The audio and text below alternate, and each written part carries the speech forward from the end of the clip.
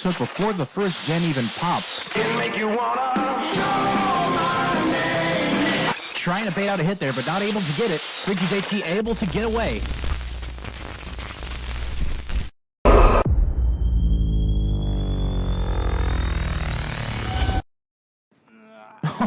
That was a missed decisive strike.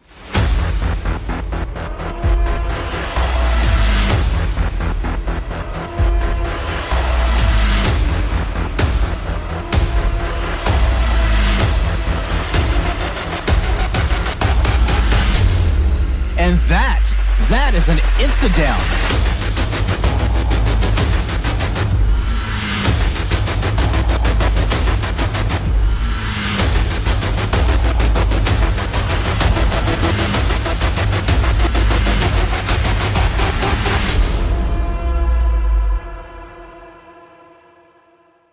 Good stuff. Oohness, awness, oohness, awness. Where is my camera?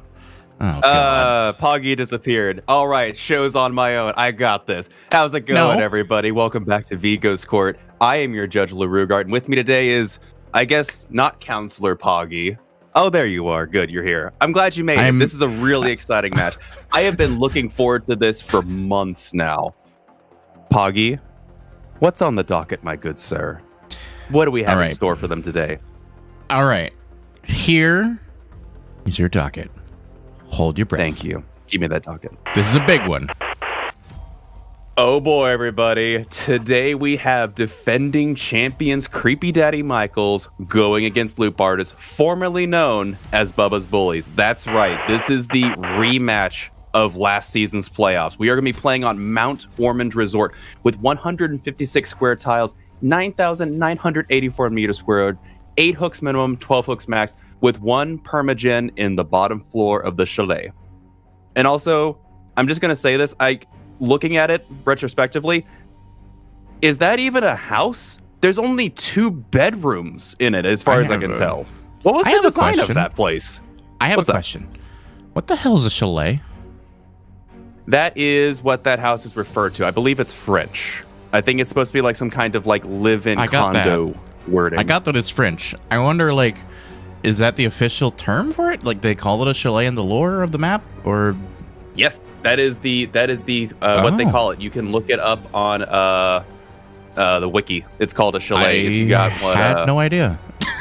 Yeah, it's 1 generator, 2 lockers, several windows, and potentially the entrance to the basement. That is the wiki definition. Called it the resort house, I guess. I don't know. I don't know. All right, well, chalet it is. We're going to chalet it up in a minute, guys. And while we're chaleting, let's look at some stats. All right, what do we got here? Oh my word, look at those hook differentials. Those are so similar. 100% gens across the board? Dear goodness. Look at that average score. These guys are literally neck and neck with their stats. The escape's the only difference, and Loop Artist just has a slightly higher escape. It's pretty nutty how close these guys are. It's pretty nutty. Wow. Oh. Like, seriously, have we seen hook differential and average score that close before? Like, that's literally 0.03 difference on the average score. Holy cow. 0.2 Dear goodness. 5 away on the hook differential. Less than 0.4, like less than 0.1 on the average score. Like, it's not even a full point away. It's literally 0.03 points away. It's so close tonight, guys. I don't even know what to say. I really don't. But I do know what to think, because we got the teams and they are ready to go. And I'm ready to do some commentary. Rue is ready to do some analysis, and we're going to be doing some games tonight. We got 4 games. Tongue. What do you mean? You're going to be doing some analysis afterwards, right? Oh, you're my word. You're going to be analyzing the games afterwards? Is that how that works? You break down everything and talk about it from top to bottom? Sure, Poggy. We'll go with that. All right, then. So, see? Also, what's the problem? I don't understand. What's going on? The definition of chalet is a wooden house or cottage with overhanging eaves found typically in the Swiss Alps. So, yes, that would definitely qualify as a chalet. See, I'm looking up the word chalet, and I think you're right. That is a good word for it. Small wooden house, especially in the mountains, or a holiday camp. Yeah, that's a good, yeah. Okay. I dig It it. comes from the Again, old I French don't know how word that qualifies. chassel, meaning farmhouse or cottage. I don't know how it qualifies as that because seriously, there's only 2 bedrooms in that entire thing. How is that a condo or a hotel or anything? It's literally just this mat. It's like a bar with a bunch of like cushions and couches in the bottom floor and a fireplace. I don't know. Yeah, there's really nowhere to sleep, is there? I mean, it seems like it's all just... No, there anyway, they are all readied up. We are loading in just a moment. So I guess with that, we're going to segue into a rules video, and we'll be right back after these messages. Hello, everyone. We're going to be going over these rules and explaining how they work. So, 2 teams will go head-to-head, playing each role twice for a total of 4 trials. In play order is home team kills, survives, and then kills. In addition, teams get points in the trial for objectives, escapes, and hooks. And teams can't bring or use keys, iridescents, event items, or add-ons. Survivors can only bring 2 of a perk or item. Survivors can only bring yellow and brown items, and BP bonuses are awarded post-trial. Broken rules may result in penalties or restarts.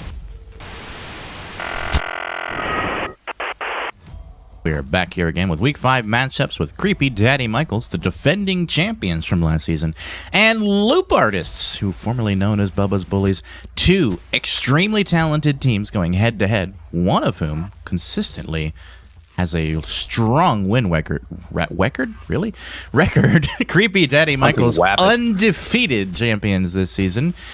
And we're going to see how they do in tonight's game. I kind of want to see them faceplant and get destroyed one time in their life. Please, Loop Artists, give them hell. Give them hell, Loop Artists.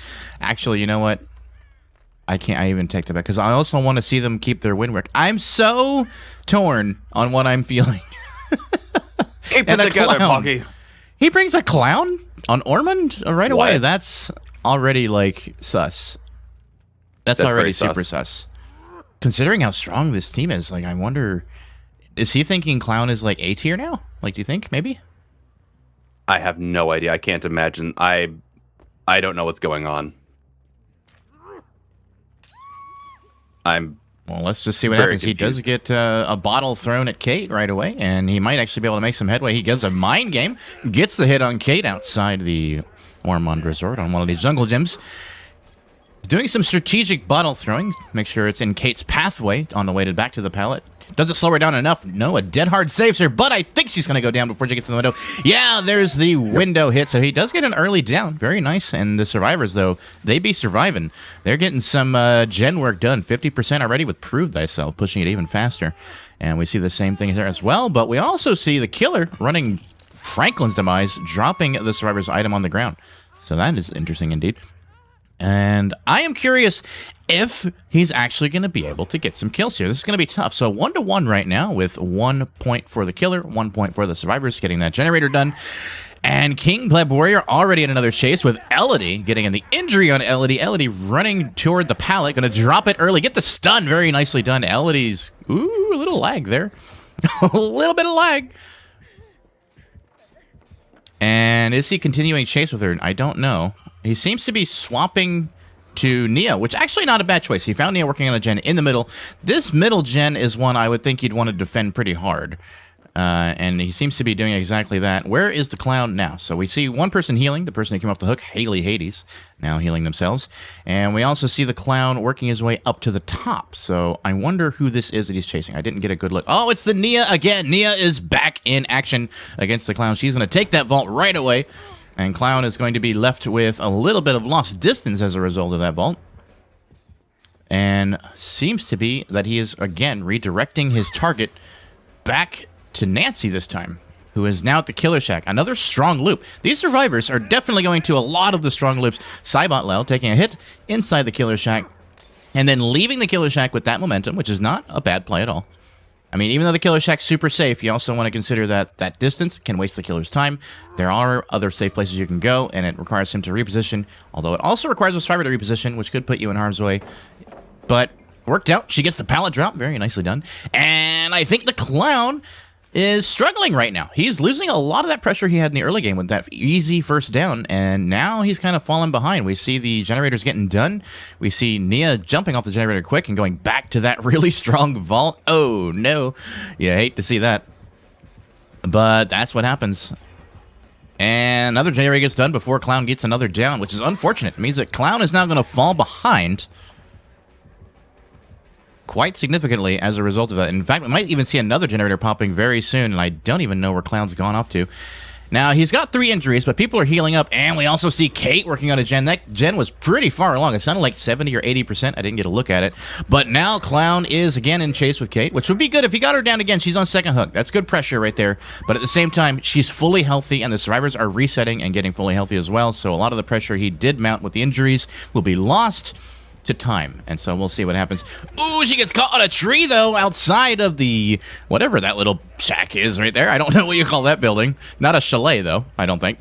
Anyway, and no, she does go down, not able to rescue herself with the pallet. Maybe it was just a delay. Maybe it was a lack of a prompt. I don't know what happened there, but Kate went down pretty quick inside the pallet. And that is going to be a second hook on Kate, which actually came along pretty quickly. However, the survivors be surviving. He's got Pop Goes the Weasel, so he could pop that generator right there. This one's just getting started. This one's getting pretty decently along, but not far along either. I guess it's like 60%, so you could say it's pretty far, I guess. However, Clown is pressuring it. Once again, that is the one you definitely want to be pressuring. And if it were me, if I were Clown right now, I have a good position here. I have a good position with this building and this generator being protected and that hook right there. So I would probably be, like, you know, like he's doing right now, kind of camping this area, looking for survivors to come and then attack them. And it seems like he might actually get an early down on Nia. If he's very quick, she might get to safety, but this pallet is pretty unsafe. She plays it very well, though, getting that vault just in time, and Kate coming off the hook as we're talking about it. Very well played by Nia. This pallet is very dangerous, but she's playing it strong, and I think she will go down here if he doesn't get the mind game. Very nice. Doesn't take the bait, doesn't swing and whiff, and ends up getting it. However, they also finished generator just in time. That generator is back in regress because he did pop it when Pop Goes the Weasel, so it's at like 50% now. They did tap it to stop it from regressing further, but ultimately not going to matter because that is another gen done that they got. And this one, ooh, another one getting pretty far along. This one's at like 70%, Rue. Did you see that? And so it's like at 70 now. And then the other one, I think, was the middle one, right? So the middle one was at like 50. I don't know if it's still regressing or not. I thought the middle one is done. Is it not? No, I don't think so. Is it? Oh, okay. No, it's still there. It was the other one that got done in the killer shack, I believe. Yeah. So he gets another hook. That is 3 hooks to 3 gens. So he has managed to bring back some of that pressure that he was supposed to have. However, at this point, you want to be getting a kill. If I were Clown, ideally, I want to be getting a kill right now. Or at least 2 more hooks. Something like that. Anything you can do to get some snowball pressure. I don't think Clown's really excellent at snowballing, but we'll see how he does. He is now chasing after Elodie once again inside the chalet. It's my word of the day. Elodie does take the hit, but does use that momentum again to get away, and he finds 2 more survivors working on that one. One of them injured, the Nia. And I think he might actually be able to get one of them down. Kate, or Nancy that was, taking a protection hit for the Nia. Very smart, and now he wants to go down for Cybutler. He wants to get a hook on Cybutler. I would probably prefer to go for the hook on Nia because that would be more points, and it would pressure the team for 2 people who'd be dead on hook, but he's doing what pleb does. He's doing pleb things. I am a little concerned, though, about these generators. Let's take a look while he gets that one on a hook. This one's at 50%. This one's at 70%. I know, it's not. We're not putting it up anymore. And that is where we are. So, that's tough. 4 hooks, 3 generators done, so he is pressuring, but the survivors are pressuring, too. They're working on these gens. They're not relinquishing that pressure at all. They are on top of things. Yeah, look at that. It only takes, what, 1 more generator for a Clown to really start panicking, I think. I mean, like, right now, I'm already be a little bit panicked. I mean, King Pleb Warrior is a pro, so he's probably not going to panic, but you know what I mean. Like, he's going to be feeling the pressure for sure. Yeah, there goes that middle gen, too. That's not good. But Nia going to take the down. A very unsafe pallet indeed, and that is going to be a down for King Pleb Warrior. Very nice. That'll put her on second hook, I believe. Ooh, and the last generator pops as well. All 5 generators done. King Pleb Warrior definitely feeling the pressure, but he gets 5 hooks so far. He might be able to secure 1 or 2 more, But really what you want ideally at this point is at least a kill. Wow, they're fast on these gates too. That is unlucky. Oh yeah. He is pressuring Nancy. If you have all 4 survivors of life, someone's going to be on at least one gate when you finish the gen. Yeah. Oh, I know. And that's exactly what we saw. So, oh, and a Dead Heart's going to save her. I thought she was going to go down right there, but no, that Dead Heart will give her an extra chance. This is not a very safe loop, though, and I think she might actually go down here. However, she's pulling him way out to the outside to make sure he has to take a while to get to a hook. He is not relinquishing that at all, though. He's not going to go for that hook right away. He wants to go for some more pressure. He wants to push these survivors out and make sure he can get that hook and get that kill. Secure that kill on her. However, I think she is only on second hook, so he won't get the full points for the third hook. And yeah, they are all leaving, and he is getting that hook now. So that'll be 1 hook and a progression. And not even going to go looking for Hatch. I think he's feeling a little bit disappointed. I think he's a little disappointed by that turnout.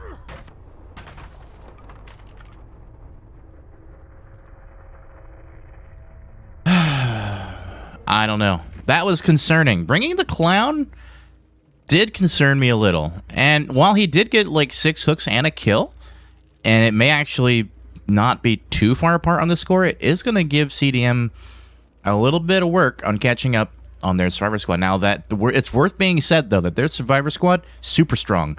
And I'm sure they can give whoever comes in a run for their money. We've seen them perform really well against other teams all the time. Like, again, they are 0 losses this season. So, I mean, we'll see how they do. We have Corrupt Intervention on Clown, Franklin's Demise, Pop Goes the Weasel, and Save the Best for Last. Not a bad build, I don't think. It's got some synergy.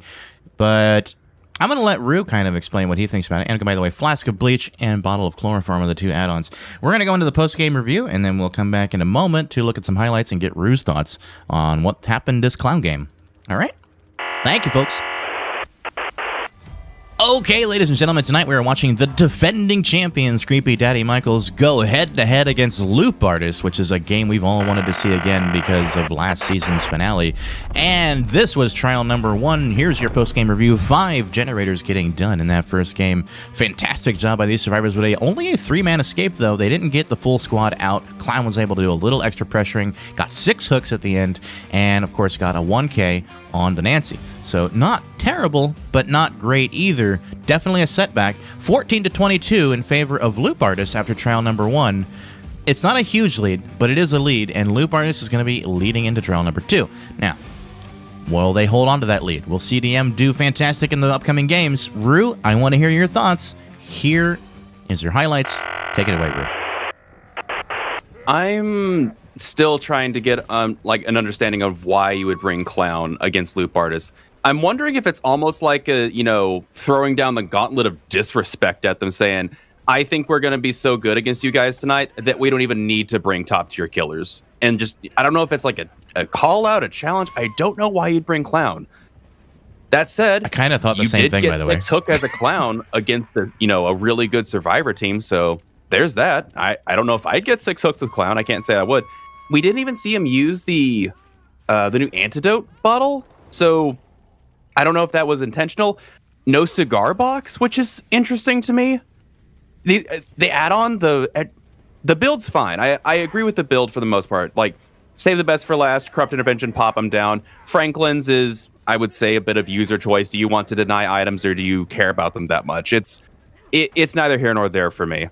But the add-ons, I'm not really understanding. Because you got, okay, so Flask of Bleach makes sense. It makes them, like, your bottles slow them better. I get that. I'm okay with that one.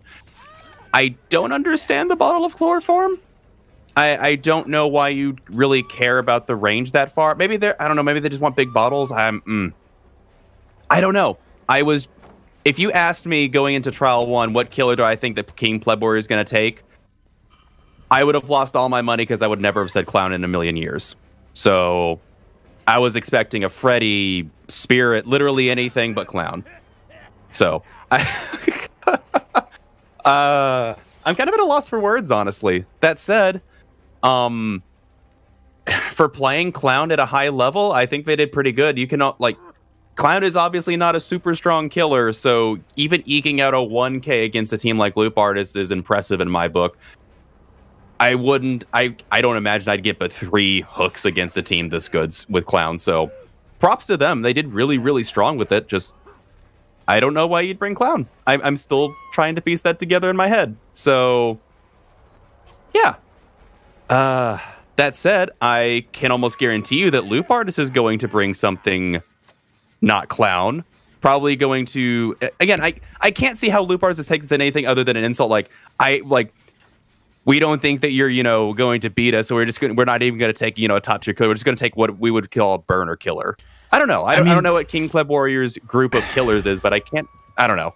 I'm still trying to piece it together. I feel the same way. When I see Clown like that in a highly competitive game like this, I'm thinking that they're saying, we got this down. I'm not even worried. I'm bringing this killer because we're gonna use it as a burner. We don't even care about you. We're gonna destroy you. We're gonna get enough points in the killer game that's not a huge loss or a huge lead, but a little bit of a lead for Loop Artists. And so their 2 Survivor games are up next. CDM's going to be switching sides to play Survivor twice, and their Survivor squad is godly. Like, it's just disgusting how good they are at Survivor. So, I mean... Oh, yeah.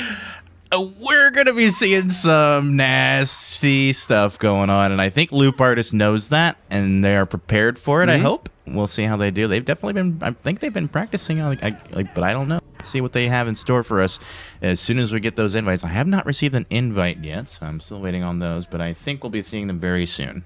Continue your thoughts, Rue. I agree. That might have been what it was. Is CDM told, King Pleb, just play whatever you want. We will handle the back end. We will, get the 4-man escape almost guaranteed. Just bring what you want and, have a little bit of fun. I don't know. But that said, I know for a fact CDM can bleed. I've seen it. I'm just, they must be super confident letting King Pleb go in with a Clown. Oh man. Now I've got anxiety for trial too. What's gonna happen? Because that if Loop Artist is nah, not about that life. They bring Spirit and get a 3K on them. That's gonna look pretty bad. So I'm very curious what happens trial 2. Well, I mean, but in their defense, I've seen CDM go up against a couple of spirits, and they almost never die. We've seen them maybe get 1 kill off of them once. I mean, it's very they know how to handle any and everything that's thrown at them. It's like I said, they're disgusting. They can handle it, and yeah, maybe they'll get a kill, maybe, but is it going to be enough for Loop Artists? And then, of course, King Pleb, he can just come out in the last game and tear them apart, and then it's game over. So, I mean, maybe he's opening up saying, we're not scared of you, Loop Artists. We're not afraid of you. This is why we brought Clown. And then maybe the last game, he's like, all right, now, if we're falling a little behind or it's a little close, now I'm going to go A tier and destroy your faces. Maybe that's what he's thinking. I don't know. But maybe it is concerning. It is concerning. There is one thing, I guess, to be said that we haven't really pointed out, and that is Creepy Dad and Michaels chose Ormond as their home map. Which, true, when the map draft happened, everybody was like, "Oh, you guys are ridiculous." It was almost as crazy as our Hawkins pick. And maybe that's it. Maybe they realized that because yes, Ormond got a rework. You can't tell me it's still not pretty Survivor sided. Yes, there's a lot of unsafe pallets now in the in the in between areas, but it allows you to get from loop A to loop B, and that center building is still super insane for looping when you tile it properly. So maybe that's it. Maybe CDM's just hey, if you can get hooks and a 1K, we can guarantee we've practiced the 4-man escape in all certain areas. We'll make sure we get the 4-man escape. Maybe that's it. I don't know. There's a lot of variables at play, and I'm trying to piece together. This would have been a lot less complicated for my brain if they had just, not brought Clown. Bring Freddy. Bring Blight. Something that my brain can make sense of. King Pleb, you're hurting my brain. And again, I'm not going to say they played Clown badly. This was some good Clown play. Yeah, it was. It was very well done. There's nothing that he did that I thought was wrong. Yeah, I don't know anyone that could take Clown against a team like Loop Artists and get 6 hooks and a 1K on Ormond. I do. His name's King Pleb Warrior. You're looking at him. Yeah, fair. Fair. Like Oh, man. seriously, dude, this guy is nutty. And yeah, I know what you meant. There's no one else that you know that could probably do it. Maybe Otz Darva. Otz Darva's pretty good with clown, but True. You know. Or You're right, who was the one person that was practicing clown because they said that they think it with the upgrade it might be comp worthy potentially. Was it Guildspire? I think so. I think it might have been Guildspire. I don't want to speak for if that was wrong. If we're wrong about that, sorry, Guildspire. We're not trying to put words in your mouth. Sounds like something he would say. I mean, it sounds like something that Guildspire would say. So he's not here to defend himself, though. So I mean, if he's not here to defend himself, I definitely want to beat up on him a bit more. Oh yeah, for sure, 100%. That's right. You're calling you out. Yeah. So the survivors are here, by the way. You want to take a look at that one thing right there? Okay. Yeah, I was gonna say that one moment where Nancy dropped the pallet and they decided to disengage. I wonder what would have happened if they had kept on with that chase. I guess that was my one curiosity. Good question. Did we ever see him use the speed bottles? No, not once. That's why I was no antidote bottles. I was very confused by that. But I guess if you're not going to use them, that's why you wouldn't bring cigar box. So that would make sense. Yeah, I mean it makes sense. And I think if I had to say it just bluntly from his plays, I saw him every single bottle throw was like thought out. Like it wasn't like just I'm throwing bottles randomly like I do when I play clown. It was like every bottle had a purpose, you know, like this is going to block off a thing. It's going to hit a survivor. It's going to slow them down here. It's going to, you know, prevent them from getting to that loop. And it worked every single time, pretty much. I mean, there was maybe a handful of times where the survivors outplayed, but I mean, like that bottle right there, perfect throw. Like it's just beautifully thrown. It hit both of them, got a hit, secured the hit, and then he was able to secure it down right after with the Nancy. I mean, it's just beautiful clown plays all around. However, we do have a survivor squad here with a killer I don't think I've actually seen play. Take a look. Let's take a look. Who is that? Temp Babylicious. Yeah. Temp Babylicious. And I've never seen them play. I'm a little concerned that they're new, I think, aren't they? Maybe they're... Oh, I mean, there's just some weird stuff going on today, man. So CDM brings Clown in the opening game, which is already bizarre, and then we're seeing Loop Artist go up against CDM with a fresh killer. Like, they must be feeling confident in this guy to put him up on the chopping block like that. King Pleb Warrior, Apex Predator, 2-tap, Exivity, and Freaky JT. A strong survivor squad. They wouldn't be here if they weren't. Trust me, these guys know what they're doing. And Freaky JT, easily one of the top 5 survivors, I think, in the league right now. According to our statistics on him, he has, I think, been killed once, maybe? Maybe. Let me see. He is top 2. 1K on JT. Yeah. He is top 2. Guess who's top 1? Rejuvenated Trip, who's not in the team right now, but he is on CDM as well. So, I mean... Yeah. He's played 6 games and escaped 4 times. So I guess he's only been killed twice, Freaky JT. Sick. Which actually is more than I thought. And I guess the reason Rejuvenated Trip is higher is because Rejuvenated Trip, that's a hard one to say, has played 6 times and escaped 5. So he's actually escaped 1 more time than Freaky, which, yeah, again, quite surprised. Mm-hmm. Just shows you how stacked their survivor squad is. They are some cracked teams here. I mean, CDM, literally all of them are in the leaderboard somewhere, you know. I believe there's another one on the 4th. I just closed it, so I don't have it open in front of me right this second. Yeah, King Pleb Warrior is number 4. Freaky JT is number 2. These guys are cracked, and they're readied up, and we're segueing into the rules video, and we'll be right back for trial number 2. I can't wait to see what these guys have in store for us. Oh, man. All right, everyone, we're going to be looking at how the game works from the killer side. Now, killer points. Each survivor is worth a total of 6 points per survivor. First hook is 1 point, second is 2, and third is 3 points. Progressing is only 1 point. Killer bonus points. Every 5,000 blood points is 1 point. Getting to hatch first is also 1 point. A killer can only be used a total of 3 times in the season. Killers have a 150 millisecond ping limit. Also, should a reset occur, the killer and perks must remain the same. Bringing the wrong map is a forced reset, and minus 10 points. Bringing a killer a 4th time is 10 points off, and changing a build after is also 10 points. Not being on the roster is a 5 point and a reset. Everything is awesome. Okay, yeah, thank you for getting that in my head. Week 5 matchups, CDM versus Loop Artists is what we're watching right now. You're watching Vigo's Court. We're about to go into trial number 2.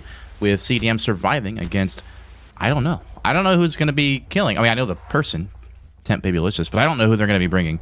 I guess we'll find out in a minute as we wait for them to finish loading. And current score is sitting at 22 to 14, by the way. Loading simulator. Lobby simulator. All right, let's get in here and see what we got. Here's our survivor squad. Top to bottom, Freaky JT, Exhibity, Apex Predator, and King Pleb Warrior. And our killer is a Freddy. Oh, damn. They brought out the big guns. Freddy, while he's certainly not a spirit or a nurse, he is still quite oppressive. And, yeah, let's see what this guy can do. Temp Babylicious, bring it. Bring it on. Already getting in a sort of a chase with an ace right here. Apex Predator doing a double vault. And forcing the Freddy to also vault. Now, he might actually secure a hit here. There is a pallet. He drops it. Doesn't wait at all. Freddy tried to mind game it unsuccessfully. And again, double vaulting that one. Very nice. And I think he will take a hit there. Yeah, he does take a hit. Apex Predator is going to use that momentum to get to the next safe spot. And let's see how he plays it. We also saw something going down. Wow, they're already about to finish a gen, too. These survivors are definitely not wasting any time. Freddy hasn't even gotten a down yet. He is teleporting somewhere. He teleported towards Freaky JT, I think. Why does it keep skipping people? All right. One change at a time, Dead by Daylight. Thank you. And now, in a chase with Freaky JT, again, I don't see a world where this guy gets Freaky JT down unless, yeah, I was going to say, unless he's got Haunted Ground, which he does. Ooh. Haunted Ground is active, and Freaky JT goes down before he can get to the pallet. That is disgusting. Oh, man. So Haunted Ground value is for sure. I don't know if I would have gone for that hook right away, but considering it was right there, I guess it's not too bad. Now back in a chase with Apex Predator, doing a little mind game, waiting there a moment to see if he can come back around the other side, but he doesn't fall for it, doesn't push too hard, and Apex Predator is able to keep his distance from the killer. And now working his way toward this pallet right here. Kind of safe, kind of not. Oh, but he's getting... no. Getting in the way, Dwight. But that's not bad, actually, because actually Dwight took a protection hit, and that's not a bad thing at all, for sure. The Dwight was going to go for the unhook, though, and they got cut off. I think so. I think you're probably right. There is still one healthy player who can do it. But at the same time, the fact that he was able to take that protection hit and prevent the down on Apex Predator, not bad. It's a good trade-off, I think. However, again, you're not wrong. Freaky JT is about to get to second stage, which could be extremely deadly for this team. And we do see Exhibity now fully healed, and Freaky JT waving his arms around. Please get away from me. Get away from me. Do the gens. Focus on the gens. And we saw another totem drop. What was it this time? I don't even know. Whoa, go back. So he was momentarily in a chase with Dwight. Dwight is now running out to the outside of the map near the killer shack, I believe is what that is. And he gets a grab on Dwight? What just happened? Dwight, are you okay, my man? You want to talk about it? Exhibity, taking a hook. For maybe a deliberate choice? I don't know. Anyway, he comes back, pressures the hook right away, and Freddy is getting some hooks in. Oh, this is not ideal. Apex Predator, the only one so far who is... not been on a hook, I think. No, King Pleb Warrior hasn't been on a hook yet. He got an injury, but he's not on a hook. So 2 players have been hooked so far. And he is not going to continue chase, I don't think. Is he teleporting? No, he is continuing. Okay, that was a little mind game, I think. I got a little concerned he was going to teleport away. But he doesn't. He gets the stun. Apex Predator doing a fantastic job staying away from Freddy. We just see how strong these survivors are, dude. This is so good. But they're also making some mistakes, I think, with getting that grab and everything. So they're going to probably want to reset, recuperate, get their head back in it, because they are kind of making some mistakes. I'm wondering if that grab might have been purposeful to eat up Freddy's time to make sure that Freaky can heal up. I don't know. That's what I was thinking, too. I was thinking maybe it was so he can get the unhook and, you know, get Freaky off the hook, and then they can also take that time to start healing. Now, but Freddy did get back there really fast, and he does get another hit on Freaky JT, who is now working her way to the outside, near a completed generator. Oh, nearly completed anyway. And Freddy was going to mind game and teleport to it. It didn't really seem to work out for him. Freaky JT watching very carefully to see where that killer went, and seems to have dropped chase, and is now resetting that chase, working his way back again to the killer shack. I don't think that there's a pallet anymore, right? Nope, they dropped it. Felix dropped it. Yeah, I think so. Yeah, so for sure, that could be an easy down if he's not careful. Ooh, but Freddy making a mistake, whiffing inside of the pallet. Very nicely done. And Freaky JT again inside of another pallet. This one not too safe, though, and I think that might be it. Noah Dead Hard saves him one more time. Oh, and he finally goes down inside the window. That is a dead on hook survivor. Freaky JT gonna be dead. That is so early, too. These survivors are definitely thinking, all right, gotta focus these gens right now. And one of them gets done as we speak. This is a very close game. Maybe closer than CDM was hoping it would be. But they're about to get another gen done while he's going down into the basement to get this hook. There it goes. 2 generators popping in the time that he got the down and the hook. He does teleport over here to see this completed generator, and Dwight running away from it. Currently sticking on the Dwight with the chase and around the tractor. The tractor being a weird one. I don't know what that was. That a BM? I'm not really sure. But ooh, and Exivity gonna take a hit inside the pallet, unfortunately. But he does use that to continue the chase. Gets a dead hard into the pallet, pushes it forward, drops the pallet, and he's gonna work his way around it one more time. I don't think he can make this. Oh no!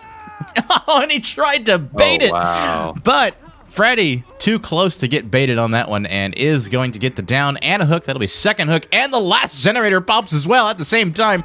This is where Exivity, it might want to just hold on, stay on that one, and these drivers can get the door open and possibly get out of here quickly. Let's see what they can do. It might be a 2-man escape. You gotta love that lunge on Freddy. And we see a lithe in play, and ooh, if he's not careful, he could be the one that goes down, and it could be a 3K for this killer. Let's see what happens. He tries to bait again, and oh no, we also see a no-ed in play, which is unlucky. So Freddy bringing a no-ed and Haunted Ground. Interesting combo for sure, and it seemed to work out for him. He's doing really well. However, Apex Predator not going down easy, gonna go for the unhook on the Dwight. Dwight, adrenaline play off the hook, fully healed. However, you don't want to get too close to a killer with no-ed. You can't do a protection hit. What can you do here? Are you going to be able to get out? Are they going to make it? It's going to be really close. Dwight going back for the pallet to get some extra distance. I think Apex Predator going down. Is he going to make it out the gate, though? No, he does make it out the gate within inches. Inches! Oh, that was so close. Freddy almost had him picked up off the ground. That is nutty. And now these survivors getting King Pleb Warrior with a deliverance off the hook. Was that? Or was that an unhook from Exivity? Dwight went for the save. He broke off for the save. He healed. Dwight, you are insane, my dude. Exivity coming in with the clutch play at the end, trying to get that down. But is it going to work? I don't know. And she goes down again. Oh, no. That is not ideal. That. Yeah, she has maybe. light. I would have dummy tech that and tried to make a run for it. Oh, yeah, that's so close. I think that was the one she might mistake. have decisive. She can crawl out. Let's find out. Let's find out. Maybe that's what the killer's thinking, too. Maybe that's why she's crawling out right now. Maybe that's why we're not seeing the pickup. I honestly couldn't tell you exactly. And he is going... Yeah, he's going to go for the pickup. And we don't see a decisive strike. There is no decisive strike in play on the Obsession right now. That is shocking. I expected to see it, but we didn't. Second hook with a progression on King Pleb Warrior with a 2-man escape. How many hooks is that? 1, 2, 3, 4, 5, 6, 7 hooks. I think. Yeah. Wow. Insane. Is that 7 hooks? I thought it was 6. It might have. Well, the Freaky JT was 3 hooks. So. Freaky JT got a progression. Did he? They yeah, you're right. Yeah, you're right. Well, we'll get the official count anyway. I had fun. So, wow, dude. How close was that score? Let's find out. I don't want to know yet. Keep me in the dark. I'm not even going to look at the scores. I don't want to see it until we actually see the post-game review. I'm nervous now because if I'm CDM, I'm thinking my opening game was like just a taunt, right? That's what I'm thinking. And then my second game, I was expecting to get 3, 4 people out. Instead, we got a very even 2 people out, and Freddy did excellent with his kills, or his hooks. And I'm curious if the score is going to be really close or if it's going to be really far off. And I guess we'll find out in a minute. Rue, let me know when we have the score completed. and then we will move on to the post-game review. But while we're doing that, really quick, look at his build. Hex Ruin, No One Escapes Death, Haunted Ground, and Pop Goes Weasel. 3 hexes, and he did really well with them. Swing Chains and Jump Rope as well to delay the game even more. And we'll be right back with the post-game review to look at some highlights of this game. Thank you for your patience, everyone. Hope you're enjoying the show. Here we go. Okay, everybody, we're watching the defending champion CDM versus Loop Artist here in the Week 5 matchups on Vigo Scored. Hope you're enjoying the show tonight, folks. This has been an intense match so far. We're halfway through the game tonight with 2 trials done. Here was your trial number 2 review. We did see 5 generators getting done this trial. Fantastic job by the Survivor Squad, but only a 2-man escape. Not quite as good as Loop Artist did in their first one with 3.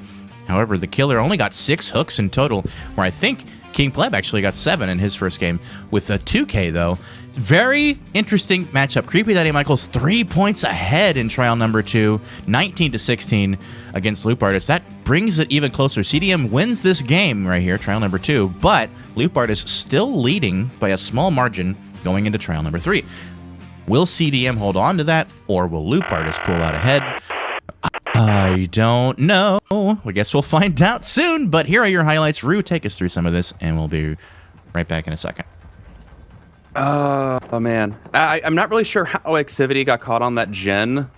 I can only imagine the reason they got caught on that gen was because they were trying to give Freaky JT enough time, because imagine if you get a hit on Activity, you go running, but you see that, Freaky JT just got off the hook a little bit over there. I'd probably go back to Freaky JT and see if I could just kill them, because they got progressed second stage.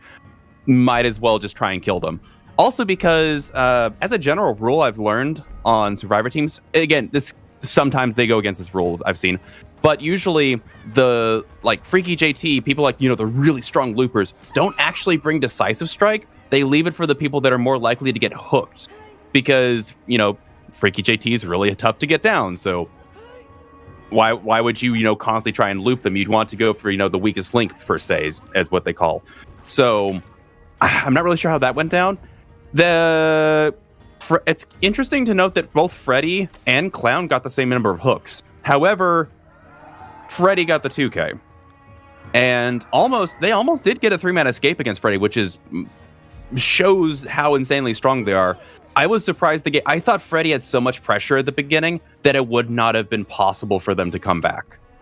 But they proved me wrong. They had who was in chase? It was the Felix, I think, that was in chase for a bit, and they ended up killing them. But that gave this team time to get almost 2, maybe even 2.25 gens done. We saw 2 gens pop really quickly after that, and then they just had to bang that last one out. So really, really well played. Really well played. I thought she had decisive strike. I thought she was playing it up. Oh, I can't believe that happened. Really, really good plays overall. Freddy played very strong. The only thing I think is different from this game that I've seen CDM do in the past is that while they did, in some instances, drop pallets pretty much immediately, like that one there, I mean, he didn't really waste too much time looping it. We also saw some cases where they tried to loop a little bit much and maybe got a little greedy. I don't know.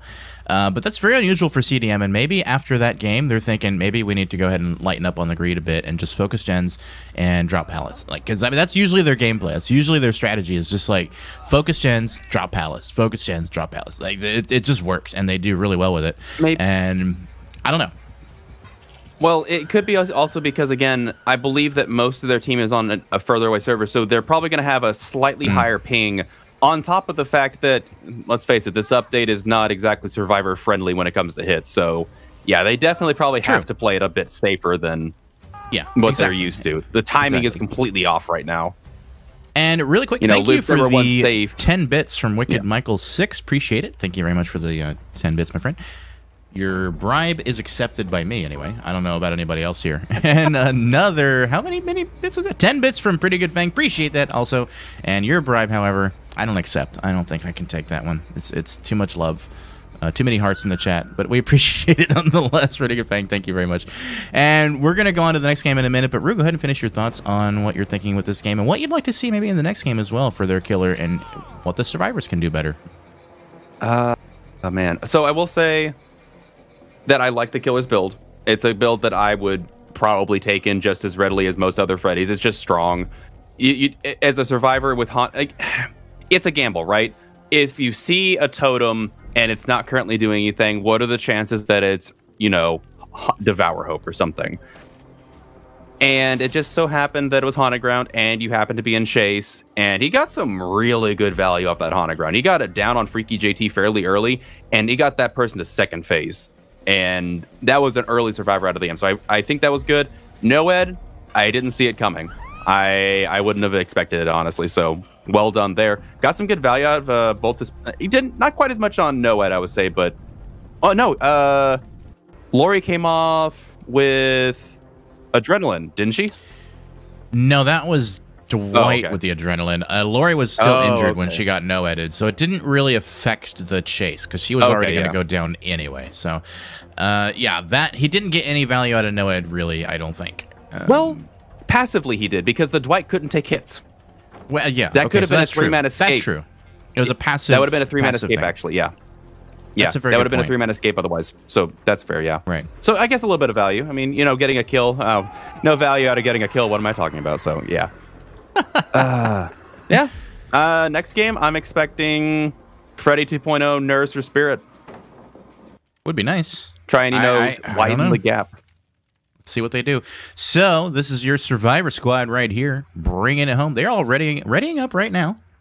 I don't know if they are planning to change their builds at all. I don't know who Temp Babylicious rather is going to be bringing, but I am curious. I can't wait to see it. You're right, Spirit, Nurse, maybe we'll see, but it could also maybe they just bring Freddy again. Maybe they hack in something else.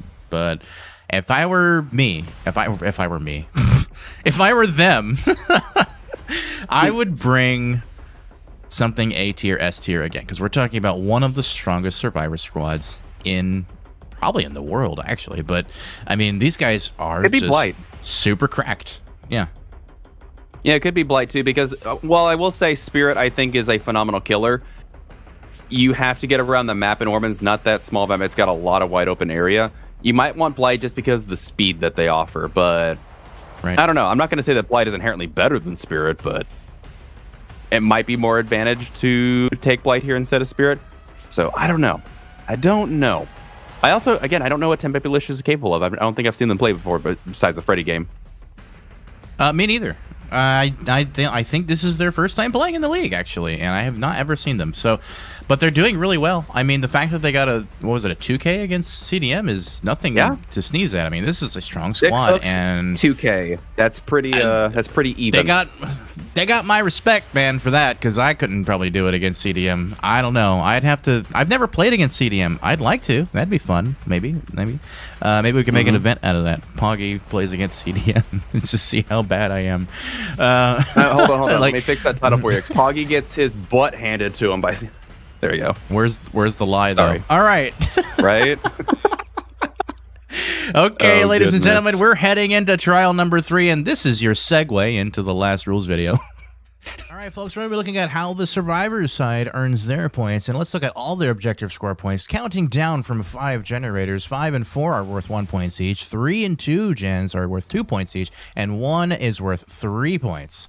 1 escape is worth 1 point, 2 escapes is worth 2 points, 3rd escape is worth 4 points, and the 4th escape a total of 5 points. Every 16,000 scored is worth 1 point. First to hatch also gets 1 point. Survivor penalties: bringing banned or limited items, perks, or add-ons is minus 10 points. Changing build after reset is also minus 10 points. And starting with the wrong skin or avatar or a non-listed roster player is minus 5 points as well. All right, folks, we're going to be looking at how the Survivors side... Okay, ladies and gentlemen, you are watching the defending champions CDM versus Loop Artists in this Week 5 matchups. Oh boy, it is a close game right now. It is still anybody's game. The current score 38-33. 5-point lead for Loop Artists. The fact that they're leading against CDM at all is amazing for them. I hope that they hold on to it. I'm looking forward to CDM losing, actually. I want to see them lose one time. Just once. Just once. They need to lose, you know? Oh, yep. Spirit called it.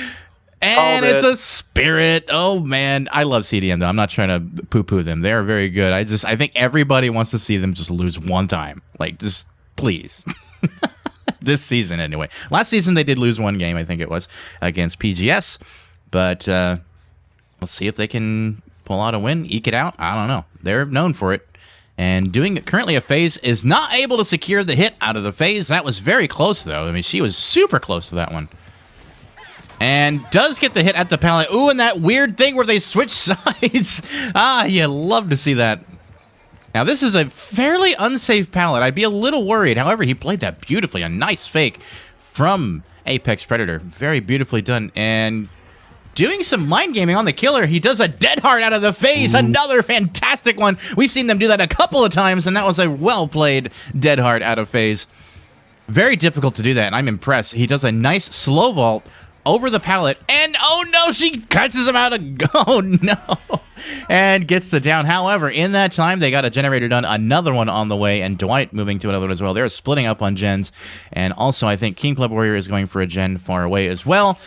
Yeah, meeting up, I believe, with the Meg, and no, Meg, okay, Meg's in the middle one. All right, so Dwight and King Club Warrior working on that back corner gen. Meg, however, going to be caught in chase. Gonna have to announce to the team, one of you has to go for that unhook, because I can't do it. I'm in chase. So she's gonna be taking chase, and very well played. I mean, Freaky JT, just looping it beautifully. Didn't even drop the pallet, though. And that's what I'm talking about. Like, they're being a little risky by not dropping these pallets. I would be dropping these pallets a little early, maybe. But they're playing it beautifully, doing really well. Hasn't even got hit yet, so not really feeling the pressure or the need to probably drop the pallets. So keep it up. Doing fantastic. Only one hook so far. They're leaving him on a hook for the moment as they finish this generator. Where is that other survivor? Are they even going for the unhook yet? They're holding on to it. They're holding on to that till the last second, I think. 3 survivors finishing that gen. 2 gens done. And a pallet stun by... Who was it? Who are you? King Pleb Warrior. So King Pleb Warrior is getting a pallet stun. And then Freaky JT goes in for the unhook. A dead hard from Apex Predator to get out of the way so Freaky GT can take the protection hit. Very well played. And Dwight there in the middle. This could be like a pick of the litter kind of thing for the killer at the moment. But even with that, he gets a little turned around, a little confuzzled, and loses track and goes for King Pleb Warrior, I think. No, he seems confused. This is the thing about pick of the litter. It can really get you confused. And again, a phased dead hard from Freaky JT. These survivors are really good at this. I could never do that. I've tried, and I couldn't ever replicate that. And with the ping issues and stuff, and like the hitbox thing everybody's talking about, desyncing, it's weird they're able to do that. But oh, and he goes a phase into the Apex Predator, who does go down, is going to be on, I think, second hook for Apex. But a decisive strike play going to save him one more time. He gets another round of chase with this killer. That might have been a deliberate get caught. Oh no, but then he actually gets caught out of place. A beautiful phase from Temp Babylicious. And Apex Predator's gonna be on second hook. There's nothing stopping him now. 3 generators still remaining. However, they are working on it as another one is on the way. I believe these 2 are working on one together. I can't really tell. Freaky JT does take a hit inside of the chalet and does vault through. However, the killer can go around and may actually be able to catch up if she's not careful. She's running to the outside, working her way toward the killer shack, afraid of the phase, and actually goes down by the tree. Oh no! A very well done phase again. Trying to switch to the other character here. Let's watch. That generator was nearly completed, like 90%. A live play from King Pleb Warrior. This is where Temp Babylicious needs to be remembering last game, because we knew King Pleb Warrior had live halfway through the game when he used it once, and he used it again, and he whiffed on King Pleb Warrior when he maybe could have actually held and got a hit. But it's okay. Apex Predator does get off of the hook. A third generator done, and going to reset Apex Predator. Make sure he stays out of chase probably as much as possible. And with that in mind, we also see King Pleb Warrior kind of hiding in a corner over there, trying to stay away, and whoa, go back. She's behind you. You didn't see that? You didn't see that little head? Oh no, Temp Babylicious, you didn't see King Pleb Warrior on the stairs, and he's gonna get away. Oh man. He gets away for free, and he gets on a generator as well. That is unfortunate. This is now a chance for these survivors to reset, because the killer is losing focus a little bit and maybe actually relinquishing a ton of pressure. Gonna depend on what they can do. Now, this is where you want to respect.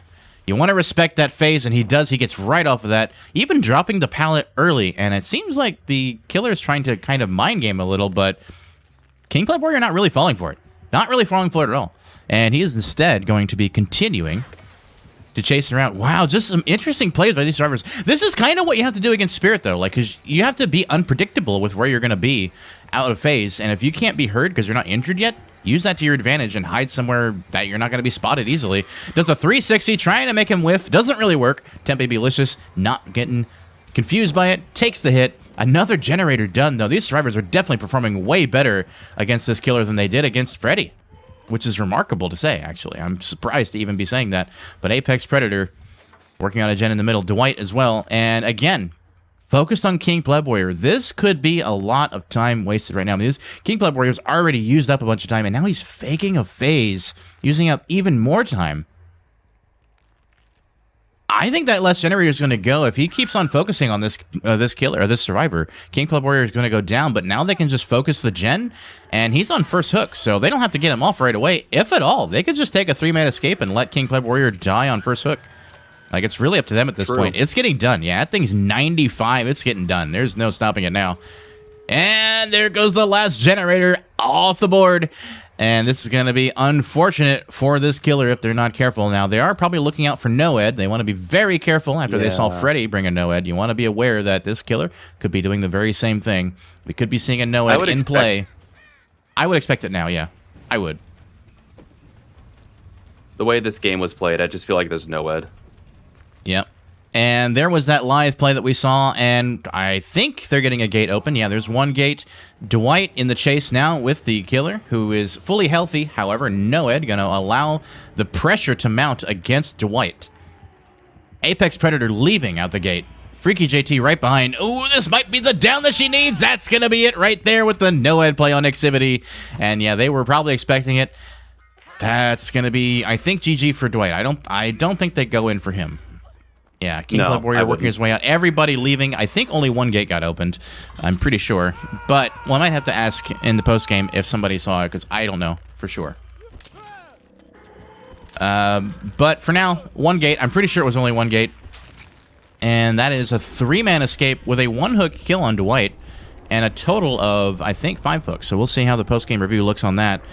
But I think CDM's going to eke it out on this one. I think they're going to pull out ahead against Loop Artist as a result of this game. This is a very strong Survivor showing, and I'm excited to hear what Rue has to say about it. But in the meantime, we had Hex Ruin, Pop Goes the Weasel, Hex Haunted Ground, and Hex Noed, which is what we saw. So, I mean, again, basically the same build that we saw on Freddy, which, I mean, to be fair, they're not that different of killers in the sense that they're both basically Chase M1 killers, and they do have not dissimilar powers. Like, I mean, Freddy teleports and Spirit phases, so I mean, that is where they're different. But I mean, I could see where these builds could possibly work on both, but it worked better on Freddy than it did on Spirit, unfortunately. I don't know if that's because of the build or because they were just expecting it this time.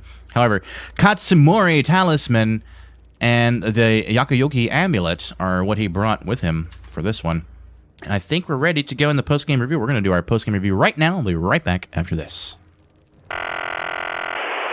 Okay, everybody, we are watching the defending champions, Creepy Daddy Michaels, going head-to-head up against who?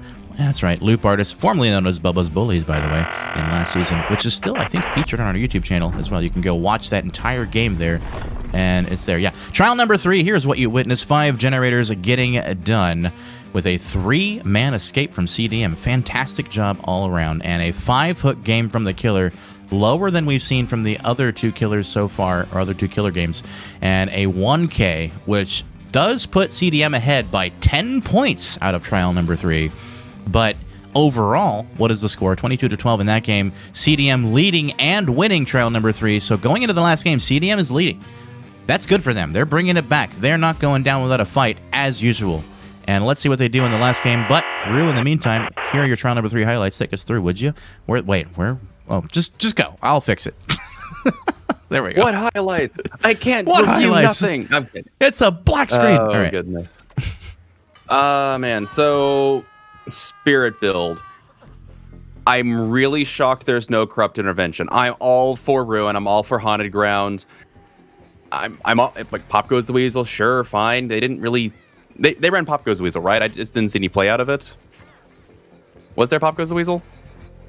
I can't remember if we actually saw them use it or not. I'm trying to think. I have to think about it. I don't think they did. No, they had Ruin up the entire time. They never cleansed the totem. Yeah, that's right. Yeah, it was Ruin Pop combo. That's right, yeah. Yeah. That's where I have trouble with the build. But, yeah.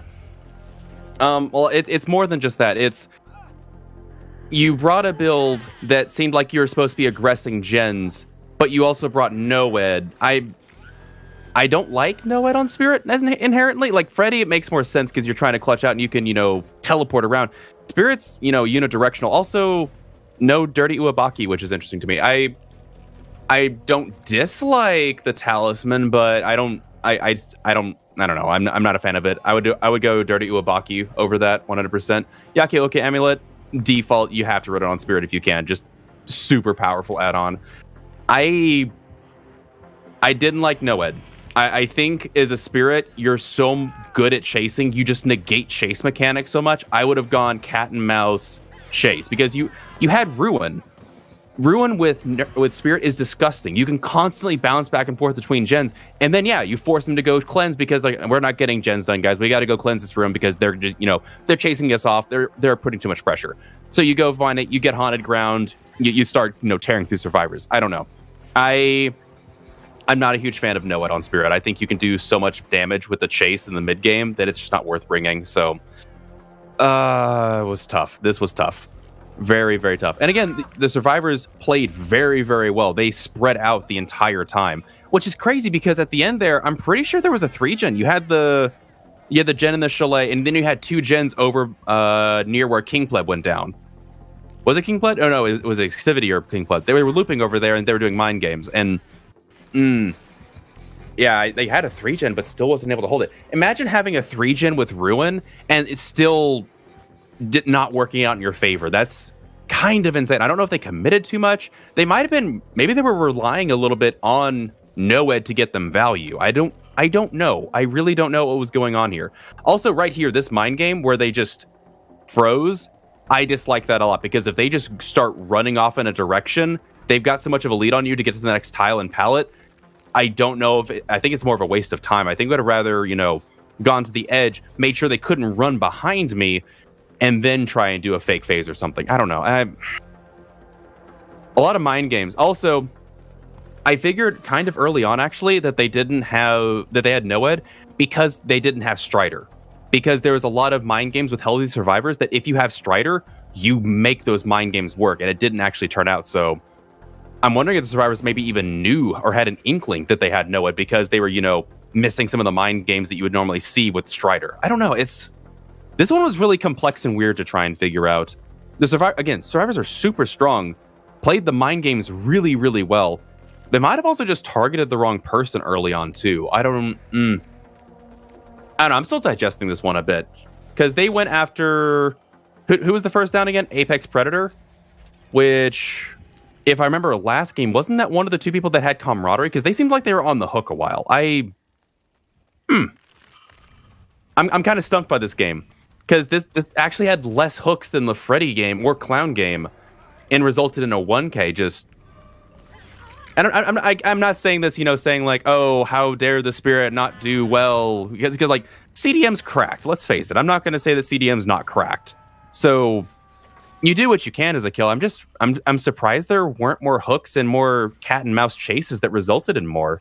Because again, Spirit's just an obscene killer. I don't know.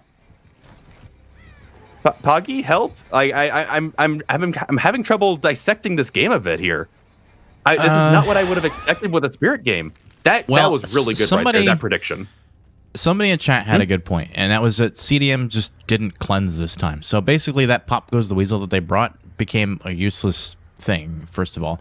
And then, of course, they weren't able to get value out of Hex Haunted Ground because, again, they just didn't cleanse anything. So I think they were assuming, again, that the killer would probably bring a similar or the same build, and that's exactly what they did. They brought pretty much exactly the same build, so other than a different killer and different add-ons. And so they didn't cleanse. They were afraid of the same thing, Haunted Ground, etc. And that's what we saw. They just turned it into a 2-perk killer with Ruin and late Noed. So that's why I think we saw the Spirit struggle a lot. Because even, Spirit's strong. Spirit can be strong in pubs with no perks, but in comp, you want perks going. You want them active. You want them helping you in the game, and we just didn't see that. Yeah, I guess that's to be fair. Like, we didn't see them even utilize Ruin that much, I feel like. I think, okay, so that gen that they were chasing over that corner, that gen did regress from almost 80% to nothing. But that was the only time we saw a gen really regress. Every other time, gens just got banged out. They didn't cat and mouse it and push people off gens. They didn't force them to go for cleanse. Maybe that is it. Yeah, Ruin didn't get a lot of value either. So, I mean, that's exactly right. So, I mean, they basically were a no-perk killer the entire game with Ruin doing nothing.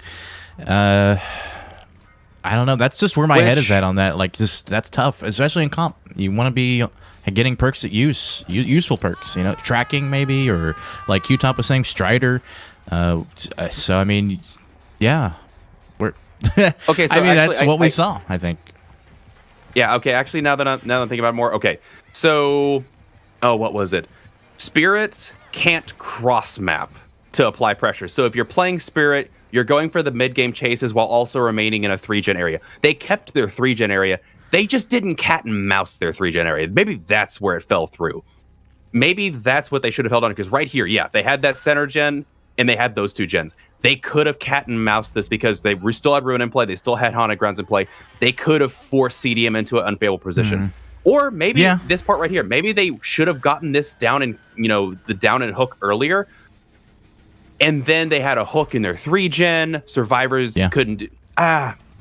Maybe that's what it was. Maybe King Pleb Warrior made this chase last just long enough that the Spirit's plan couldn't come to fruition. Maybe that's what it was. Yeah, that is Freddy, the other thing. You can bounce across the map and apply pressure to all the gens as you feel like. Spirit can't do that in the same way. You have to do a 3-gen. That is exactly the other point I think that I was going to make too, is that chase just went on a really long time. And honestly, after the pallet drop and it took that long, maybe it's time to start thinking about not committing and trying to chase them off those gens somewhere if you can do something. I don't know. It's so tough, though, because like you said, it's so far away and you can't get there easily with Spirit. Freddy could have gotten there quickly, but again, we saw a Spirit, not a Freddy, so that you can't really even go there. But all right, well, unfortunate. It hurts because I really wanted to see CDM very close game get wrecked, but I will say this: with a 5-point difference in the lead right now, with Loop Artists being on the Survivor team, I think it is technically favored to Loop Artists in this Trial 4, but not by a ton. Because like overcoming a 5-point difference to gain a lead, you're favored, but King Pleb Warrior took Clown against you and got a 6 hook 1K. King Pleb Warrior's going all out this last game. I guarantee it. I bet they're probably bringing Freddy or something. They're probably just bringing a cracked killer, and they're going like, all right, let's have fun, everybody. I don't know what he's going to bring. I would bring something like Freddy that can teleport across the map. Ormond is kind of big, and you want to be prepared to do that. Spirit can't really do that. Nurse could do it. I would maybe bring a Nurse if I was good at Nurse, but I'm not. So Hag could probably handle it. Or Blight. Blight could probably handle it. Billy could probably handle it. Oni could probably handle it. Any of those that can get across the map quickly can probably do it. So I'm okay with any of those, frankly. But again, it's King Pleb Warrior, and he does King Pleb Warrior things. So I guess we'll just have to wait and see. And speaking of which, here's the teams. They're getting ready right now. They're ready up. King Pleb Warrior on Killer. And again, X-Elite Gamer 2003, Haley Hades, Cybot Lel, and Asteroid 61. Good to see you guys all again in here. A full female squad. Hashtag feminism, hashtag okay, here we go. I was thinking more like femme fatale, but okay. Femme fatale. I love it. It's the femme fatale punk squad. We're going to do one last rules video for you guys tonight. Watch this last game, trial number 4. I can't wait to see how it goes, and we'll be right back after this. Hello, everyone. We're going to be going over these rules and explaining how they work. So, 2 teams will go head-to-head, playing each role twice for a total of 4 trials. In play order is home team kills, survives, and then kills. In addition, teams get points in the trial for objectives, escapes, and hooks. And teams can't bring or use keys, iridescents, event items, or add-ons. Survivors can only bring 2 of a perk or item. Survivors can only bring yellow and brown items, and BP bonuses are awarded post-trial. Broken rules may result in penalties or restarts. All right, folks, we're here again with the defending champions in this Week 5 matchup, going head-to-head against Loop Artist. And once again, as a reminder, this game is super tight right now. It is anyone's game, but I think King Pleb could eke it out very easily. 5 points ahead right now for CDM against Loop Artist. It's not looking too dissimilar, actually, from the score closeness that we saw in the season finale last season. So I'm looking forward to seeing if Loop Artist can maybe bring it ahead. But I would be very surprised, considering King Pleb Warrior going to come out and do King Pleb Warrior things. And thank you for the good luck, Pretty Good Fang. Appreciate it. We're getting into the game right now. Here we go. Here's from top to bottom, Haley Hades. We have X-Elite Gamer and a Spirit and Kind, by the way. Cybot Lel and Asteroid 621 are those survivors on the left that you see. And already phasing, trying to get some extra distance to see. I'm actually surprised to see a Spirit again. I would have thought a Nurse, Agreed. but you know, like I said, he does King Pleb Warrior things. Now, his build we won't go into, but we'll talk about it afterwards or once we see things happen. And currently, he's chasing after the Kate Haley Hades. As the survivors now mounting up to do their dirty work on these gens, Haley Hades is going to take a hit inside one of these strangely shaped jungle gyms. Sort of a dangerous jungle gym, really, for these survivors. They have the long wall to work with there, but there's also that really unsafe pallet, which is this one right here. This pallet sucks. And like you just drop it and go kind of thing. I would have dropped that pallet already, though, but she didn't, and she might actually get down here if she's not careful. King Pleb Warrior getting a little frustrated, though, because she does actually make it to the pallet safely, and not even needing to use Dead Hard. Still has her Dead Hard in play, I do believe. Yeah. And currently, the survivor is working her way back to the other one. And he's choosing not to go for that. Instead, phases over to Cybot Lel. And a generator gets done as well. So no down, 1 generator completed. King Pleb Warrior needs to definitely mount some pressure. Get it down on somebody right now, immediately. And he's currently phasing. So let's see where he's going with that. Ooh, he almost got the hit, but he ends up whiffing it at the window. Getting that hit there on the window, unfortunately. Not what we wanted to see. And I think Nancy's going to this Z-wall, which is... I don't know about this. This is... Oh, I think you're going down here. Not much you can do about that. Yeah, Cybot Lel going to go down on the outside, on the wall. Now, far away from a hook, maybe? Are you far away from a hook? Let's see. No, that's actually, like, right Z-walls there. are And this is a really good hook, too. About? Huh? Z-walls are infinites. What are you talking about? Shut up, LaRue. All right, so Cybot Lel on a hook, and a really good hook for the killer, too, by the way, because it's really hard to defend those hooks that are up there like that, and puts you kind of in a bad spot. But let's see what King Pleb Warrior can do with it. He did miss one survivor going over there, got a little turned around, sees the scratch marks, though, catches the Nia on the side, going to vault through the window to try to get the Nia, and let's see if he can get her out of place. Chasing the Nia. Nia, no, she gets over to Killer Shack quite safely. This generator in the middle could make chase difficult for both of them. But let's see how it gets played. Is she going to go back for the unhook? Cybot Lel gets the unhook right now. I think that was X-Elite Gamer who pulled her off. And I think he's chasing... Yeah, okay, he's chasing back after the injured survivor, tunneling them down. 2 generators completed now with only 1 hook from King Pleb Warrior. Kind of struggling against this survivor squad right now. If this game is really close, they could keep the lead. But right now, the survivors are doing really well. And Cybot Lel drops that God Pallet, forcing the kick. And again, another generator on the way. Ooh, and a Dead Hard gonna save her. I thought she was about to go down, and we have another God Pallet. Why do they have that? Why do survivors have this? I don't understand. They got so much safety in this building with these pallets. Now, of course, once they're gone, and that's exactly what we saw. He gets into a locker. Is he baiting a decisive strike play? That is disgusting. How dare you? However, King Pleb Warrior kind of abandons that whole thing.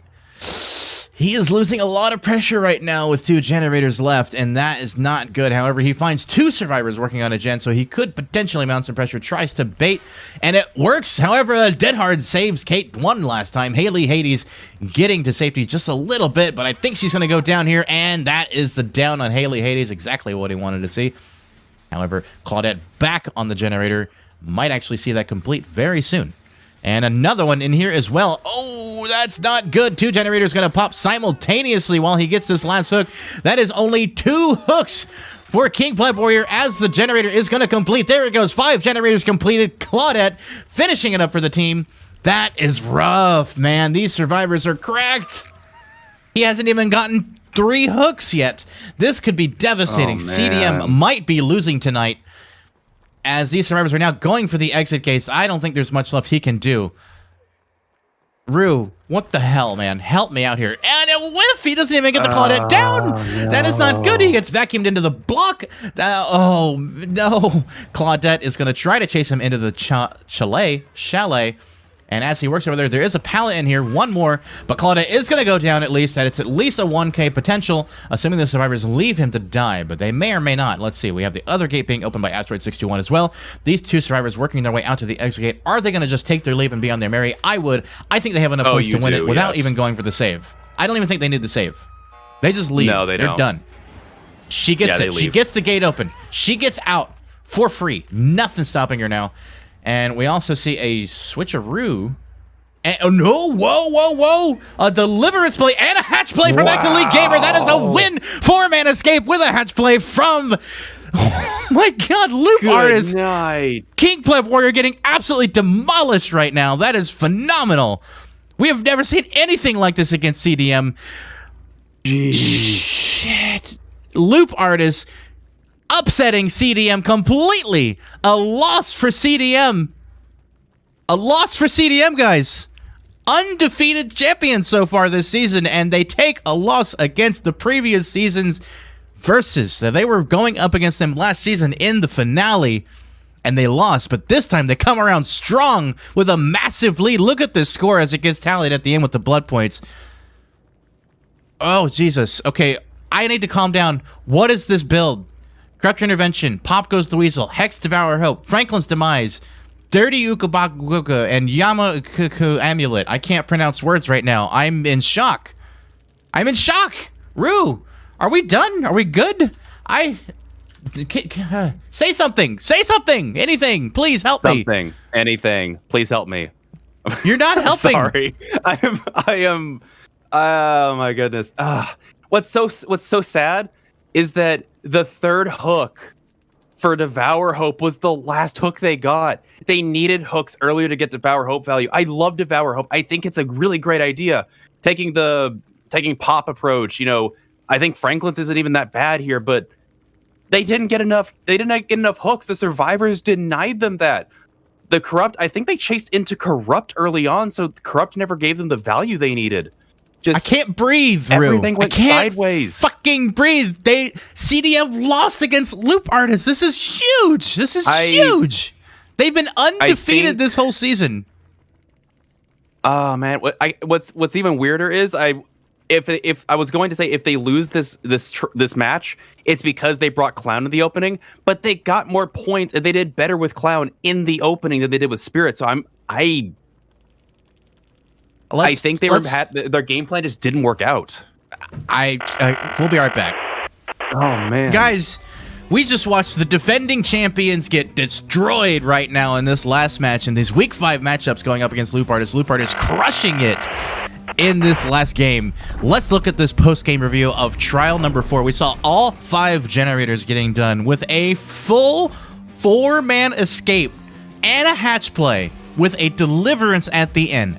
Only 3 hooks. They denied King Pleb Warrior, demolished him with a 0K. Fantastic job from Loop Artist. 78-60. Loop Artist taking the W. And I feel so bad for all those people predicting it, but Loop Artist convicted of murder. Absolutely phenomenal. By the way, 95% yes for CDM winning tonight's matchup. That 5%, wow, getting a F ton of court coins tonight. Oh, man. Here is your post-game highlights. Rue, please say something. Please save me from this. Speaking of court coins, we have 2 redeems for a high five, but while we're preparing for that, we come back to that. Okay, I was looking for some kind of break, man. This was crazy. Again, this map is fairly survivor-sided. We know that, but both teams went into this match knowing that, so you can't really just, say, oh, it's a survivor-sided map, that's what happened. Both sides knew that. I'm surprised we didn't see Freddy. I would have expected Freddy over Spirit. I'm not saying Spirit's bad. I don't even think it's a horrible pick. It's still like an insanely good killer, but the Devour Hope didn't get there. They needed more hooks early on. And again, I think one of their first chases they went straight into the corrupted zone, which is something that, as Domo Sensei has always taught me, you don't chase into your corrupted zone. You either get that down right in your corrupted zone and leave it immediately, or you just leave. If you don't have it injured when they enter, you just leave and you go back and cat and mouse your other ones, because they're just leading you on a, what would you say? Just a pointless chase at that point. So that probably didn't help him. So Corrupt wasn't quite as useful as you would hope. Devour Hope didn't get online until the end, and even then the third hook was a self-unhook. It wasn't, if I remember correctly, if Devour Hope is the way I read it, you have to be unhooked by a survivor. I don't think you can be unhooked by yourself to get a Devour Hope stack. I don't remember that. I actually don't know that technicality. I should probably figure that out. That is accurate, yes. That is accurate. So you would have even got the third stack when they Deliverance. We barely saw Pop get any use because they only got 2 hooks during the game where there was gens being done. Franklin's, I almost feel like they would have been better off having like Ruin instead of Franklin's, but that would have become that you don't want to take, Ruin with Devour Hope without, some kind of backup, because you're just going to get your Devour Hope cleanse. So things didn't, I think King Pleb had a plan, and then the plan just fell apart early on. Yep. Anyway, they were never able to recover, because Devour Hope is definitely a late game snowball.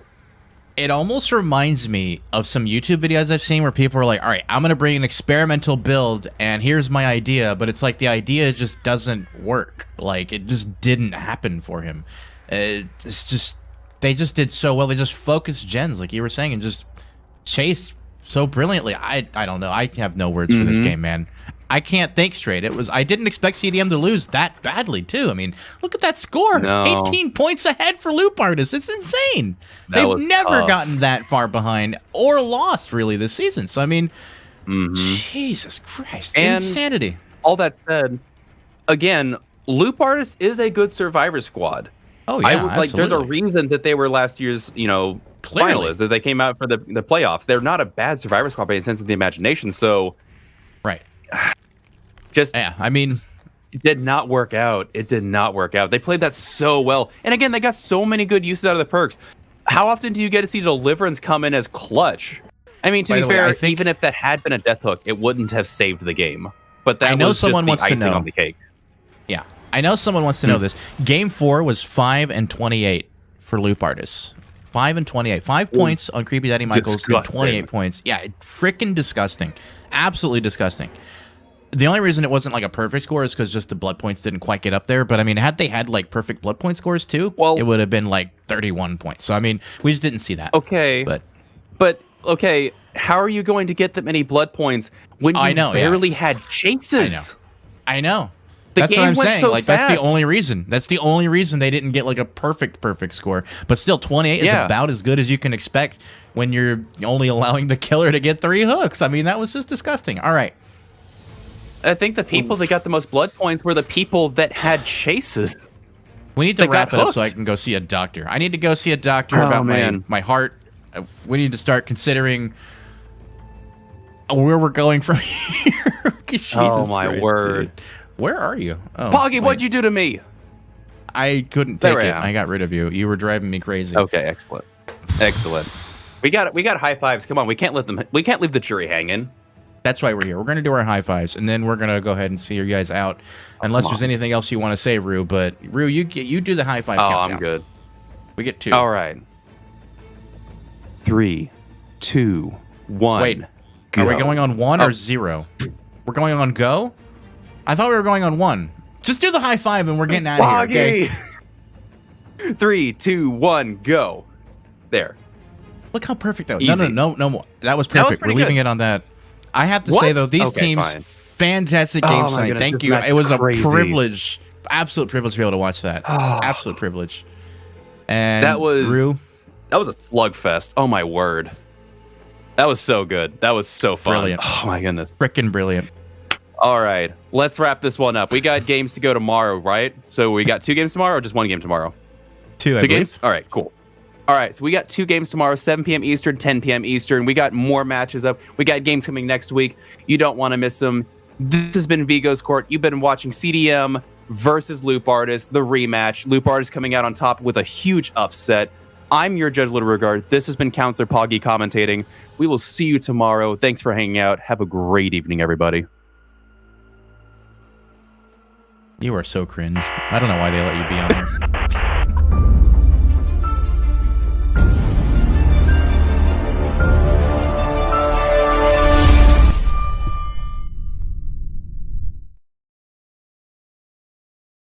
So before the first gen even pops. It make you wanna call my name. Trying to bait out a hit there, but not able to get it. Ricky's AT able to get away.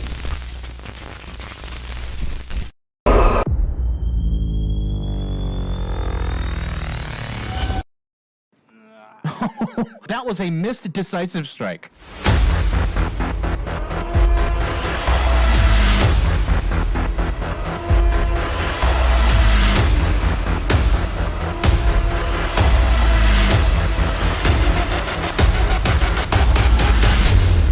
And that is an insta-down.